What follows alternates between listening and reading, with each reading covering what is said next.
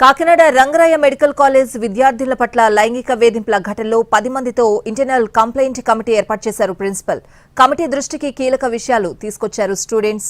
Biochemistry lab attendant Kalyan Chakravarthi, microbiology technician Jimmy Raju, biochemistry Gopalakrishna, pathology ప్రసాద్లు తమ పట్ల అసభ్యకరంగా ప్రవర్తించేవారని ఫిర్యాదు చేశారు. మెయిల్ ద్వారా ఒకేసారి 50 మంది విద్యార్థినులు ఫిర్యాదు చేశారు. విద్యార్థుల నుంచి లిఖితపూర్వకంగా వివరణ తీసుకుంటోంది కమిటీ. తమ పట్ల వికృత చేష్టలు చేస్తూ తమకు నరకాన్ని చూపించారని విద్యార్థులు చెప్తున్నారు.